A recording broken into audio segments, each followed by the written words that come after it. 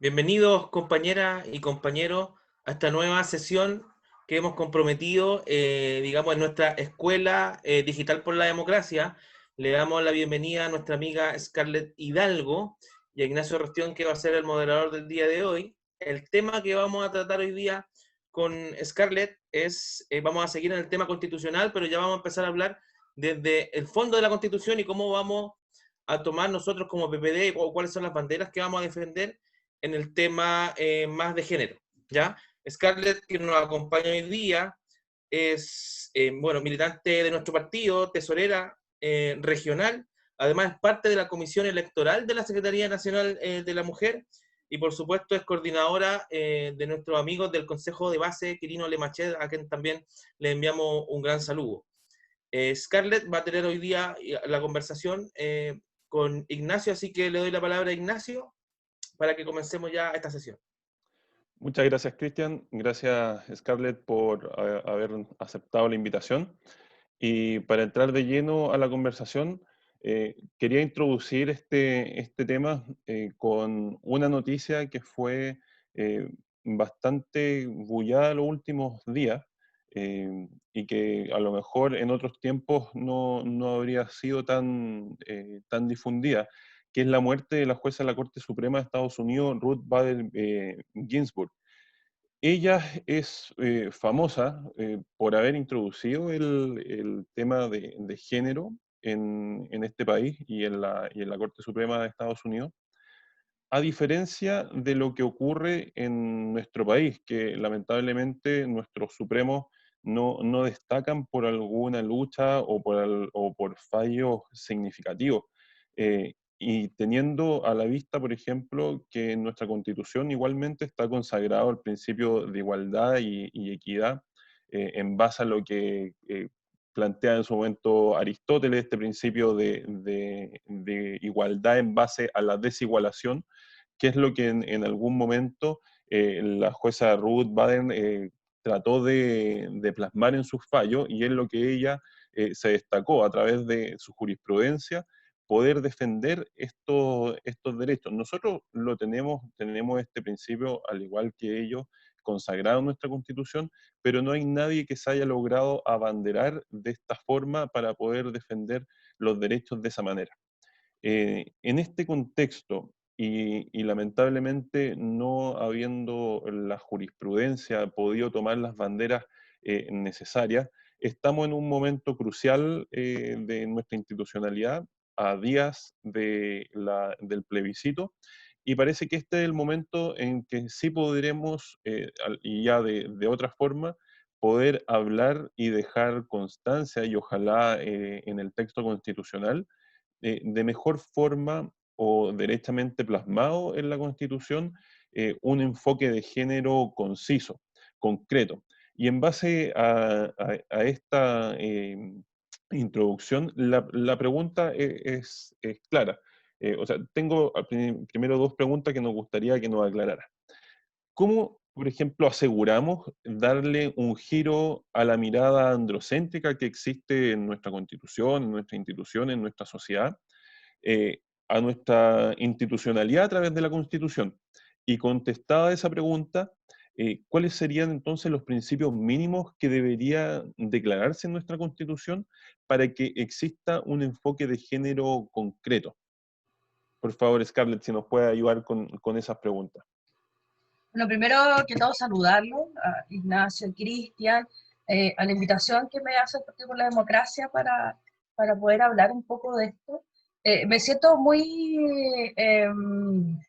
valorada, dado que en el Partido por la Democracia en particular hay muchas mujeres que conocen de feminismo, y hemos sido un partido que desde su creación ha sido el que ha impulsado materias que tienen que ver eh, con género. Recordar que nosotros fuimos el partido que impulsó el reconocimiento de los hijos, el partido que impulsó también la separación legal, y estamos hablando de la década de los 90. Hoy día es eh, pensar creer que tus hijos son iguales. Antes no era así, o por lo menos reconocido ante la ley. Así que desde ahí, mi respeto también a todas las compañeras que conocen fuertemente de este tema. son entender un poco la mirada androcéntrica, que es lo que tú planteas. Yo creo que tiene que ver mucho con desde dónde se para esa mirada. Ahí hay una mirada que tiene que ver con el hombre en particular, y sobre la base de lo que significaba eso, que tiene una mirada mucho más antigua, que habla sobre el poder que tenía el hombre sobre todos sus bienes. Eh, y desde ahí es el hombre el que es dueño, propietario y administrador de aquello. Eso hace que finalmente tanto la literatura como la forma de verla, de construirlo socialmente, no solo aquí en Chile, sino también en otras partes del mundo, ha sido que gire en torno al hombre como la gran figura de existencia humana. Y en esta mirada que de administración de aquel hombre figura como hombre y como género, no incluyendo a las mujeres, hace que finalmente todo lo demás sea propietario de él. Entonces, en ese androcentrismo también está esta mirada, y es de donde hoy día deducimos de dónde sale el patriarcado, ¿ya? Que es esta propiedad, sentido de propiedad de todo lo que existe bajo el alero del hombre, bienes, hijos y mujeres. Y por eso ha sido tan difícil la lucha que dio la fuerza de Estados Unidos. Tiene que ver con ser rupturista en la época. O sea, si nosotros hablamos de reconocimiento de hijos en las décadas de los 90 en Chile, ella partió muchos años antes peleando por la igualdad de las mujeres en los distintos cargos de poder, y llegando ella a ser jueza con lo difícil que era en Estados Unidos. O sea, consideremos que Estados Unidos además sigue siendo un país muy discriminador, lo hemos visto hoy día en las noticias, incluso con el tema de los policías, las personas de color, todavía sí existen un tema, entonces tampoco es que esté solucionado mucho de aquello. Pero tiene que ver primero reconociendo este eje de dónde viene todo esto, el androcentrismo en torno al hombre y el tema del eje del dueño de ciertas propiedades como patrimonio. Viene ese sentido de patriarcado, y también esa forma de pensar que algunas personas lo verbalizan mucho como no, aquellos son machistas, pero tiene que ver con esta sensación de superioridad que ha existido, que ha estado muy presente. En más de alguna conversación que hemos tenido, es complejo que los hombres se dan el espacio, porque es cómodo. Nunca hay cosas tan simples como a quién le sirvieron en tu casa, a quién le daban el plato primero, quién le servían el plato primero, a quién le daban el trozo de carne más grande o el más rico. Y esas son muestras que hoy día son considerados micromachismo. ¿Quién echa a lavar la ropa a la lavadora? Que son súper simples, pero son señales que todos crecimos con ellas.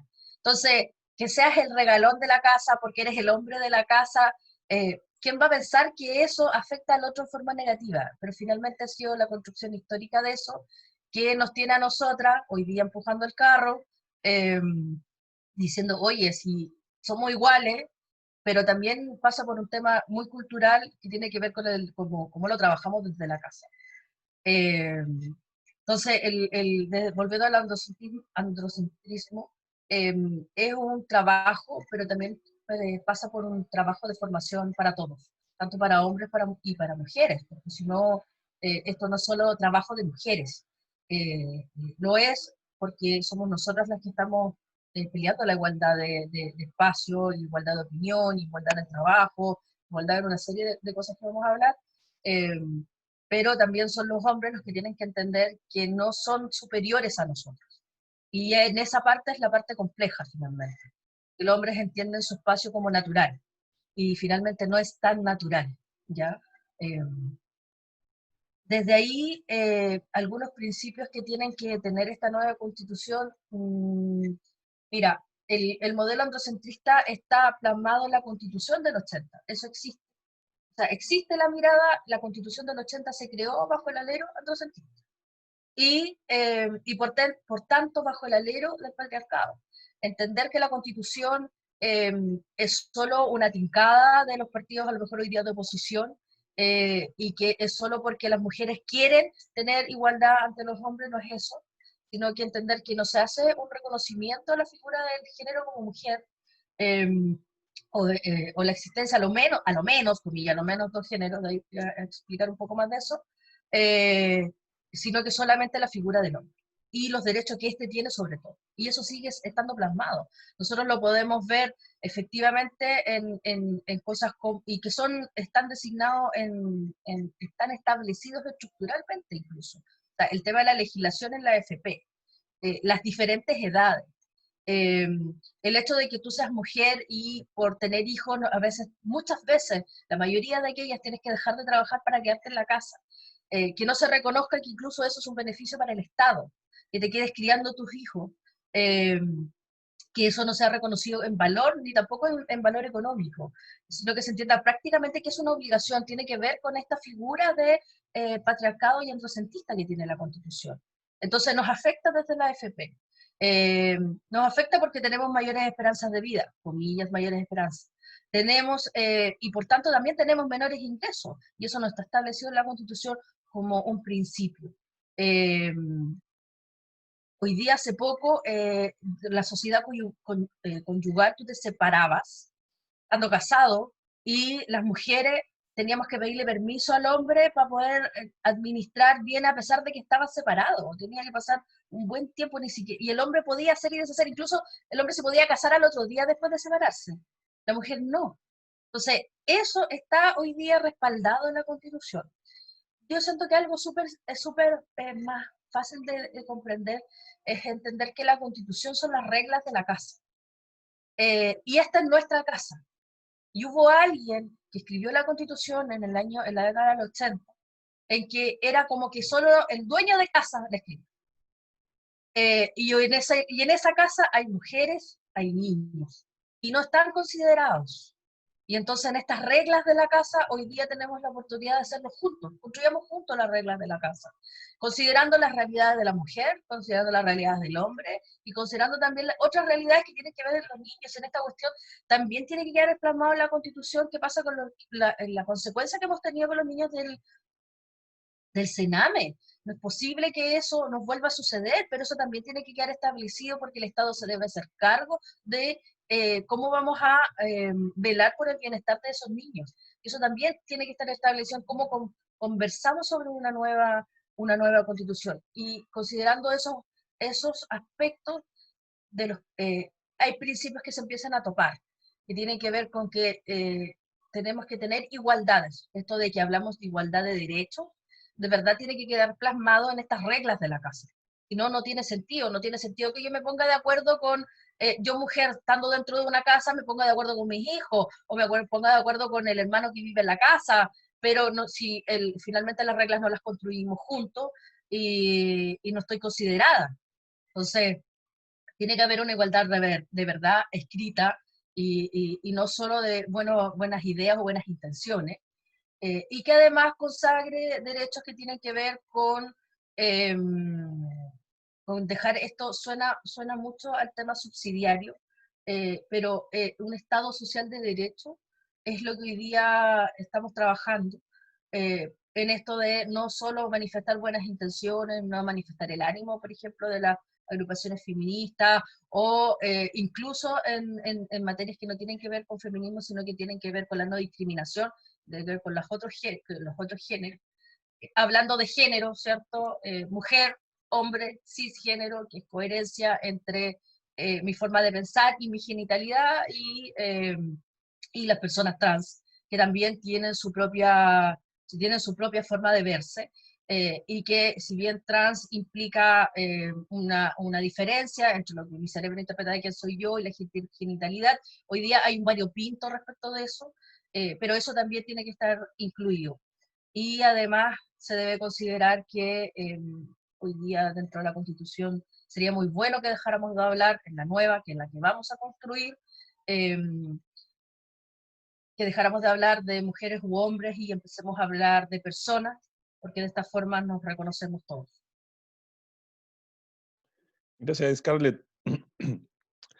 Con lo que tú me dices me viene mucho a la cabeza, más que la Constitución, bueno, la Constitución siendo la base normativa institucional, lo que se establece en el Código Civil. Bueno, nosotros tenemos un Código Civil que Andrés Bello redactó en 1855, si no me equivoco. Andrés Bello era un romanista clásico, y por tanto nosotros todavía tenemos vigentes reglas como que la mujer casada en sociedad conyugal tiene que pedir autorización al marido para vender bienes sociales. Todavía tenemos ese tipo de normas vigentes. Eh, pero, bueno, y en base a esto, me tengo la duda y bueno, creo que es necesario aclarar a la gente, porque a mí me parecía muy importante el lenguaje con que se tendrá que redactar esta constitución, pero el lenguaje va a depender también mucho del voto el día del plebiscito, porque no va a ser lo mismo que votemos por una convención constitucional o por una convención mixta. Y no sé si es que nos puede ayudar también con esa diferencia al momento de votar para el plebiscito, porque claramente existe una discusión con respecto a las cuotas de género, dependiendo qué es lo que se vota ahí, y eso claramente va a incidir al momento de redactar la Constitución y escribirla con un enfoque de género.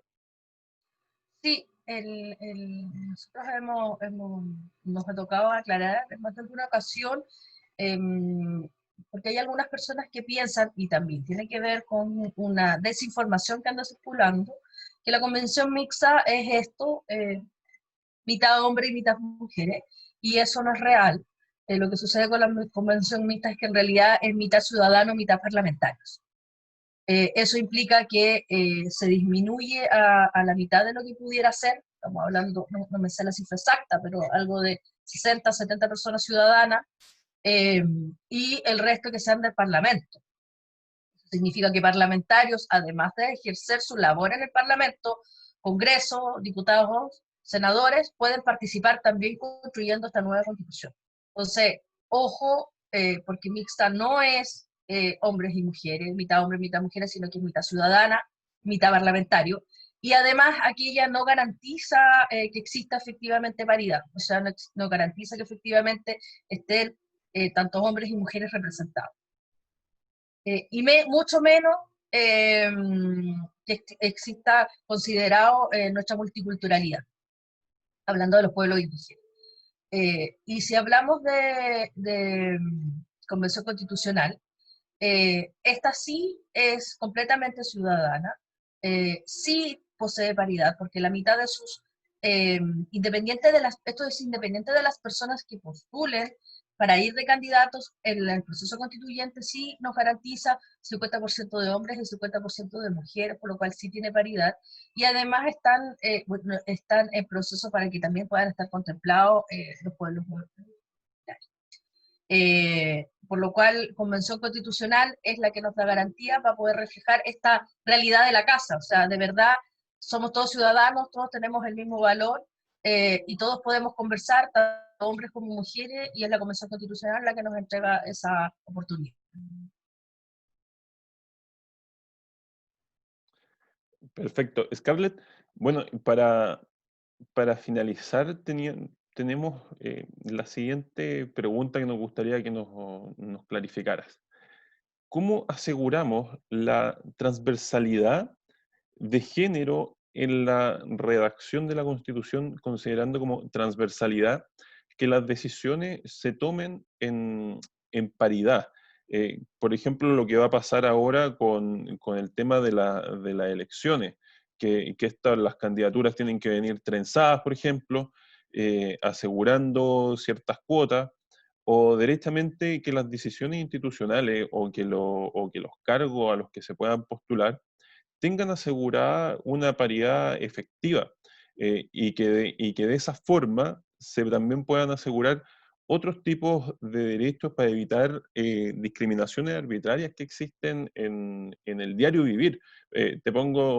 Conversábamos hace un tiempo el tema clásico del ingreso al trabajo, de que, por ejemplo, las mujeres en edad fértil son directamente discriminadas por el tema del prenatal y postnatal, toda vez que si es que llega alguien a pedir trabajo en esa edad o en ese estado, es discriminado contra del hombre porque el hombre no tiene que cumplir los mismos plazos de postnatal, cuestión que no pasa en otros países, por ejemplo. Eh, Hasta para pedir permiso es distinto, porque a veces a las mujeres le dan más permiso y al hombre no le dan permiso, por ejemplo, cuando el hijo se enferma.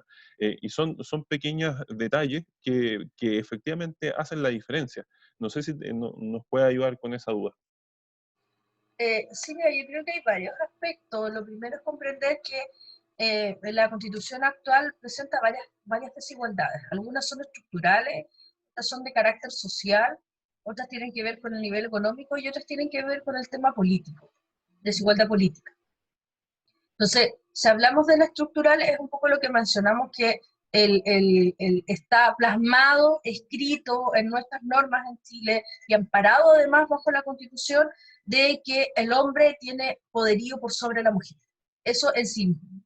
Entonces, entendiendo eso, para que se pueda modificar el resto de las normas que existen, llamemos ley, decreto y todo lo que ampara nuestra legislación, tenemos que modificar la gran norma. Y la gran norma es una constitución, para que el resto de las normativas se puedan ajustar a nuestra gran carta, esta gran carta que digo yo, que son como las normas de la casa, para que las más pequeñas se puedan ajustar. Otro aspecto que tenemos que considerar efectivamente tiene que ver con una desigualdad social, en que el hombre en sí socialmente siente un predominio por sobre la mujer y por tanto estas sensaciones de mayores privilegios. Y tiene que ver con los valores, con las costumbres, con los estereotipos, incluso con esto que hoy día en algunas áreas suena muy coloquial, pero es complejo romper que un bebé nace y tú regales cualquier color, sino que estás preguntando si es niño o niño para ver si regalas rosado o celeste. Entonces tampoco te preocupas en regalar cosas neutrales. Entonces hay cuestiones tan sociales, que están intrínsecamente puestas que finalmente todas estas van encadenadas en ayudar a que eso no sea un tema, y que las niñas si quieren jugar a la pelota lo puedan hacer, y que si las niñas quieren escoger una carrera en el futuro que significa que hoy día se entiende como un campo de hombres, lo puedan hacer, y que no se sientan discriminadas incluso estando adentro, o incluso más, si tú logras llegar a una carrera cuando entras al mundo del trabajo, sigues siendo como mujer discriminada porque te siguen pagando menos. Entonces, esas cosas tienen que estar consideradas en la Constitución. El, el, el tema parental que tú mencionabas, efectivamente hoy día solo se considera a las mujeres incluso llegan a ser carga porque hay cierta cantidad de número de mujeres tienes que poner una sala cuna, pero no es así cuando son hombres, por lo cual obviamente ahí hay un privilegio de contratación de hombres frente a las mujeres, y eso debería ser hombres y mujeres, X cantidad, debería haber formas de sala cuna para todos, independiente de que sean hombres y mujeres. Eso no está así hoy día, está el tema del fuero, como tú mencionabas, las licencias por enfermedades por hijo, también es un tema, así que eso es dentro un poco de lo social. Dentro del tema económico, nada, pues, hoy día las primeras desempleadas son las mujeres. Eh, hay una tasa de desocupación hoy día solo de mujeres de como el 11%, la participación laboral que se había aumentado desde el 2010 a un 47% de la población de la mujer, hoy día entre la pandemia bajó un 42%, o sea, las primeras que dejaron de tener trabajo son las mujeres. 3 de cada 4 mujeres no tienen ingresos propios. Hay muchas cosas que hoy día que son datos duros, que son reales, que están en diferentes estudios y análisis del contexto de realidad, que es una desigualdad económica. Finalmente, si tú consideras que la mayoría de las mujeres son jefas de hogar, y más encima si tú consideras que son las primeras que pierden el empleo, o sea, cómo se constituye una familia, cómo haces que un país avance si tienes a familias con el núcleo económico súper debilitado. O sea, hay temas que son temas, uno piensa, no, que las mujeres, no importa el marido es el que tiene que salir a buscar trabajo. Entonces, ahí las mujeres empiezan a reinventarse, ahí da un poco para otra historia, pero pero sí efectivamente afectamos mucho el sistema económico y el sistema social para todos. Mujeres que son jefas de hogar, mayoritarias en Chile, y que además son las primeras que pierden el empleo, entonces a lo mejor será bueno generar políticas y que el Estado siempre se preocupe de impulsar a las mujeres para que puedan estar dentro del mundo del campo laboral. Eso también debería estar plasmado en idea, en ideología, como mencionado sobre el resguardo y la igualdad de hombres y mujeres. No solo, porque además los proyectos de incentivo a veces ni siquiera tienen incentivo para las mujeres. Y entre la postnatal y la sala cuna, finalmente salimos todas las mujeres perjudicadas. Y hay Claro, otro recordemos aspecto. el escándalo también que existió con el retiro del 10%, que visualizó el gran problema que existe con el pago de las pensiones de alimentos. Eso también Tal es un cual. temón. Sí, claro, y hay hombres que no quieren sacar el 10% porque saben que se los van a retener porque deben todas las pensiones. Entonces, hay cuestiones que son, pues uno podría atribuirle, digamos, bastante calificativo, pero de verdad es real, es real. Entonces, da reflejo de la realidad. Esto no es un supuesto, no es una pataleta de las mujeres, eso da cuenta de una situación que es de contexto, que es real. Y hay otros aspectos que tienen que ver con las desigualdades políticas. Yo sé que a la gente no le gusta mucho la política o piensa que todos los políticos son corruptos y todo, pero una de las cosas que nos ha pasado es que los hombres, a la hora de ir de candidatos, hombres buscan hombres, no hombres no buscan mujeres para ir de candidatos. Entonces, y además, los partidos políticos o la ciudadanía en general también visualiza, prefiere hombres. Entonces, ahí también tenemos un tema, porque para que las personas entiendan, digamos, todo lo que hemos hablado de las propias creencias, del tema de incluso de las cosas de la casa, tú miras a un político muchas veces más a un hombre que a una mujer. Y si una mujer, ayer, voy a contar una infidencia, ayer hablando con un compañero me dice, no, pero es que tú eres muy mañosa, pero si yo fuera hombre, tú no me dirías que soy mañosa. No me digas eso, menos a mí. Entonces, hay cuestiones que tienen que ver con esas cosas que son tan simples. Tu mujer defiendes tu postura y tú eres la mañosa. Pero cuando un hombre defiende su postura, es un hombre que puede ser sensato, que puede ser claro, y hay cuestiones que son de base respecto de cómo interpretamos ser hombre o mujeres en política. Y desde ahí hay un tema de ley de cuotas que hoy día nos ha solucionado. O sea, en las concejalías, en las elecciones a concejales, no tenemos garantía de que la mitad eh, puedan ser inscritas en mitad hombres y mitad mujeres en lista. El Partido por la Democracia tiene un voto político, se declaró paritario, y hay algunos resguardos dentro del Partido por la Democracia para las mujeres, pero no sucede así y nosotros tenemos que avanzar a pelear en que sea norma de país, que sea norma de Estado, no de gobierno, de Estado, y que el Estado tiene que tener igualdad de mujeres y hombres para todos los cargos de poder, porque si las mujeres no estamos en el poder, nadie es más sensible que nosotras también frente a nuestras propias problemáticas. Entonces, no hay ley de cuotas hoy día, no hay ley de cuotas hoy día, la ley de cuotas está puesta en el Senado, en la Cámara de Hacienda, y de ahí no ha sucedido nada. Está parada desde finales del año pasado, si no me equivoco, y estamos a puertas de tener de partir con las elecciones el 11 de enero, y no hay ley de cuotas. Y es muy complejo porque no solo somos nosotros, son todos los partidos, tanto de derecha como de izquierda, aquí no nos afecta. Entonces, está la desigualdad económica, la desigualdad política, la desigualdad estructural, la desigualdad social, y todos esos aspectos, de alguna u otra forma, tienen que considerarse para que no siga sucediendo lo que sucede con toda la legislación hacia abajo, con las formas en que tenemos de relacionarnos, en modificar nuestra Constitución. Perfecto, muchas gracias, Scarlett. Bueno, ya estamos en la hora y para cerrar solamente te pediría hacer un llamado desde tus palabras, desde tu sabiduría, para poder enfrentar este proceso constituyente de la mejor forma, con altura de mira y con perspectiva de género. Así que para poder cerrar, si es que nos podría hacer este último llamado a todos los compañeros y compañeras, por favor. Gracias por eso. Mira, yo creo que hay algo que nosotros no tenemos que olvidar.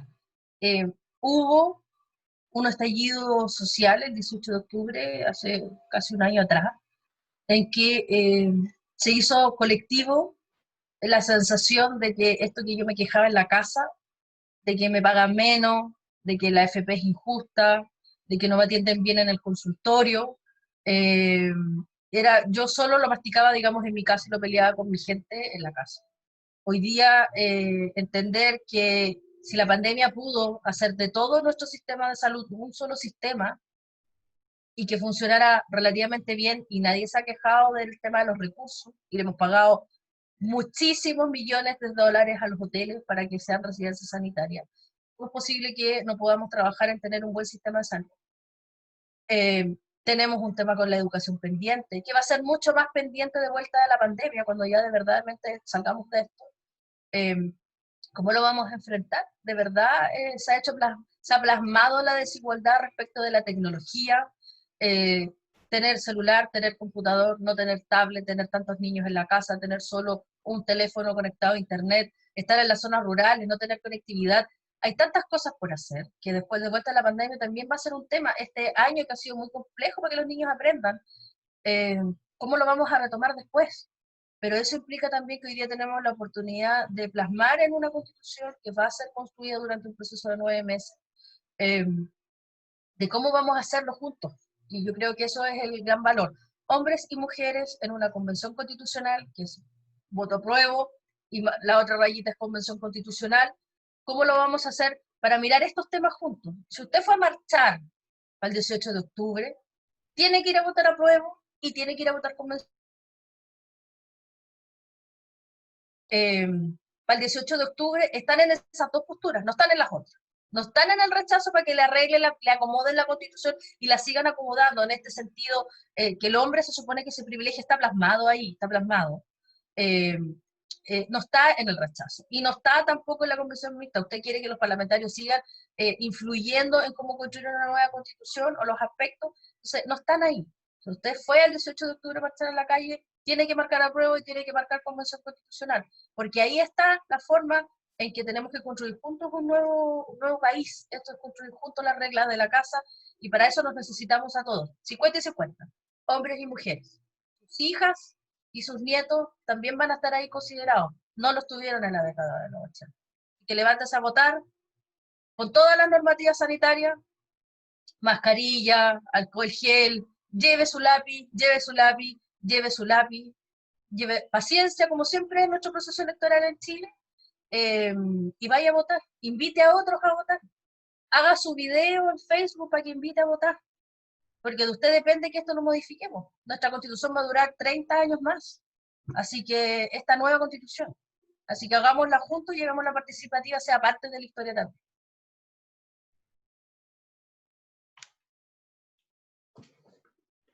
Sí, gracias Scarlett por esta conversación. Yo creo que el compromiso no solo de todos los chilenos que deberíamos tener, sino que el que ha tomado también el partido de jugársela por la paridad, de ser un partido paritario, es un compromiso que nosotros también como Secretaría Nacional de Formación Política hemos tomado y vamos a seguir desarrollando este tema.